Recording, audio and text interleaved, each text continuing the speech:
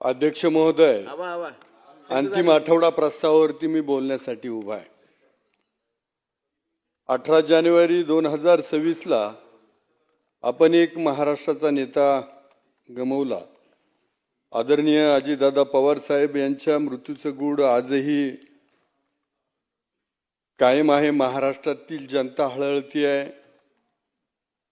कार्यकर्ते हळहळत आहे आणि आता जेव्हा कर्जमाफीचा हा प्रश्न जेव्हा उभा राहिला त्यावेळेला आवर्जून शेतकऱ्यांना अजितदादांची आठवण येते। तर मला वाटतं ह्या अजितदादांचा जो मृत्यू झाला विमान अपघात, हा कृत्रिम अपघात होता की खरोखर अपघात होता हे महाराष्ट्राच्या जनतेला कळालं पाहिजे। त्याबद्दलचं निवेदन आदरणीय मुख्यमंत्री महोदयांनी सभागृहामध्ये करावं आणि महाराष्ट्राच्या जनतेला ती माहिती अवगत करावी। जर तो अपघात असेल तर तो कुणाच्या हातात नव्हता, परंतु जर हा कृत्रिम अपघात असेल, हा घडून आणलेला प्रसंग असेल तर त्यावरती कठोर कारवाई झाली पाहिजे। कारण आदरणीय उपमुख्यमंत्री सुनेत्रा ताईंनी पती गमावलाय, पार जैन त्याचे वडील गमावले, महाराष्ट्राने एक नेता गमावला याचं दुःख, आणि देवेंद्रजींनी त्यांचा मित्र गमावलाय। त्यामुळं जशी सगळीच मागणी करतायत तसं ह्या महाराष्ट्राच्या जनतेच्या वतीनं आणि सत्ताधारी पक्षाच्या वतीनं आम्ही पण मागणी करतोय। आज थोडासा कालपासून पाऊस थांबलाय। बऱ्याच जणांनी मागणी केली की हा जो काही अतिवृष्टी झाली, माझ्या तालुक्यातही खूप मोठी अतिवृष्टी झाली आणि त्यामध्ये शेतकऱ्यांचे बांध खरवडले गेलेत, बांध फुटलेत, जमीन खरवडली आहे, घरं पडली आहेत। तर मला वाटते सरकारनं त्यासाठी मदत लवकरात लवकर जाहीर करावी।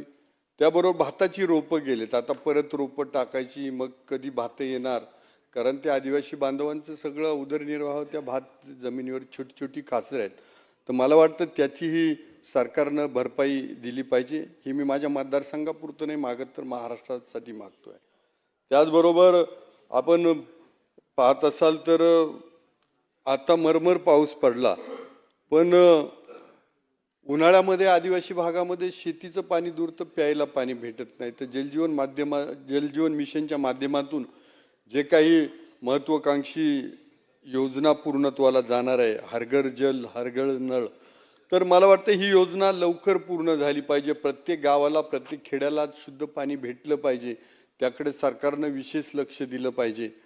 ज्या आदिवासी भागामध्ये हा पाऊस पडतो, धरणं मात्र खाली आहेत, तिथं जमिनी आदिवासींच्या गेल्यात आणि त्यातून पाणी पूर्ण अहिल्यानगर जिल्ह्याला जातं, जायकवाडी प्रकल्पाला पाणी जातं आणि शेवटला पाणी मात्र इकडं जे काही ज्यांच्या जमिनी गेल्या त्यांनाच प्यायला पाणी भेटत नाही।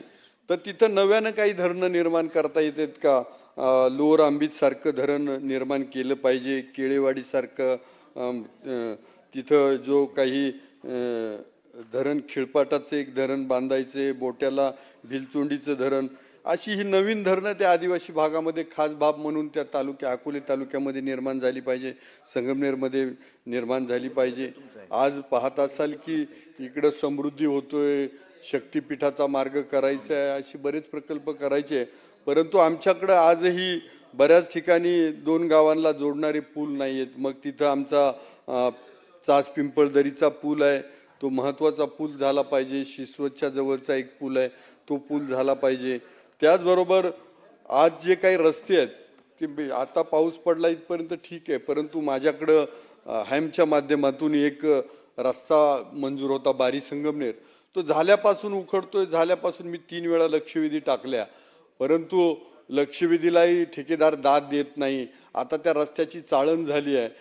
आता जेव्हा अतिवृष्टी होती तर इकडं अधिकाऱ्यांना किंवा आम्हाला खाजगी JCB न्यावे लागले, ठेकेदारानं त्याच्याकडे लक्ष दिलं नाही आणि तो रस्ता सगळा आम्ही साफ केला, दरडी कोसळल्या होत्या त्या बाजूला केल्या। मला वाटतं असा हा जर ठेकेदार असेल तर हा पहिला ब्लॅकलिस्टेड केला पाहिजे।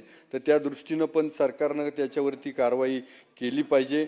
बाकी भंडारदरा धरणाला 100 वर्ष पूर्ण झालेत का? जे भंडारदरा धरण अकोले तालुक्याचं तहान भागवते, पण त्याच्या बाजूचा जो रिंग रोड आहे तो अजूनही पूर्णत्वाला गेला नाही। मधल्या काळामध्ये तो रिंग रोड 100 वर्ष पूर्ण होत आहेत भंडारदऱ्याला, म्हणून एक उत्सव करायचा आणि तो आम्ही रोड पूर्ण करू असं जलसंपदा मंत्र्यांनी सांगितलं होतं, परंतु तो रस्ता काही पूर्ण होऊ शकला नाही. तर मला वाटतं त्या दृष्ट्यातनंही प्रयत्न नाही, त्याच्यासाठी निधीच दिला पाहिजे. नाहीतर भंडारदरा उत्सव 100 वर्षाचा करण्याला काही अर्थ राहणार नाही.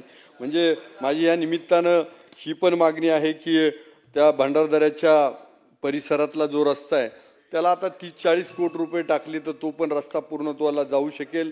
त्याचबरोबर पिंपळगाव खांडचं जे धरण आहे त्याला आदरणीय लोकनेते अजितदादा पवार साहेब यांचं नाव देण्यात यावं, ही पण माझी एक मागणी आहे. त्या निमित्तानं इथं आदरणीय उद्योगमंत्री बसलेले आहेत, माझे MIDC त्यांनीच मंजूर केले. मंत्री महोदय तुमचं मनापासून धन्यवाद. परंतु बाकीचाही जो प्रश्न आहे तर आता पुढचा प्रश्न मार्गी लागला पाहिजे. जागा अधिग्रहित झाली, कंपन्या आल्या पाहिजे, उद्योग निर्माण झालं पाहिजे अशी मी या निमित्तानं मागणी करतो.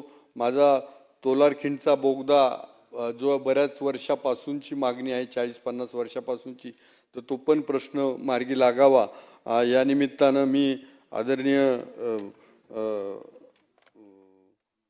मंत्री महोदयांना विनंती करतो की आदिवासी भागामध्ये जे काही रस्ते देणार आहेत आपले गोरे साहेबांना विनंती करतो की 1000 लोकवस्तीला आपण कॉन्क्रीट रस्त्यानं जोडणार आहे, पण आदिवासी भागातही ज्या 500 किंवा त्या दरम्यानच्या लोकवस्तीची जे छोटे छोटे पाडे तर त्यांना पण चांगल्या रस्त्याने जोडलं जावं.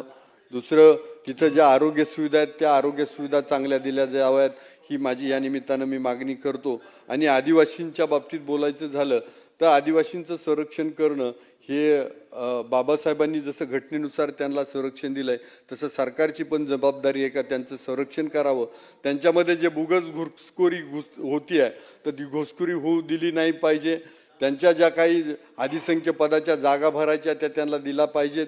पेसा क्षेत्रातील जी भरती आहे ती पूर्णत्वाला नेली पाहिजे. जे पेसा क्षेत्रामधील आधी जे कॉन्ट्रॅक्ट बेसिसवरती ज्या पोरांना मानधन तत्वावरती रोजगार दिलाय, नोकरी दिली आहे तर ती त्यांना कायम केलं पाहिजे. आणि आदिवासी बांधवांचं संरक्षण सरकारनं केलं पाहिजे.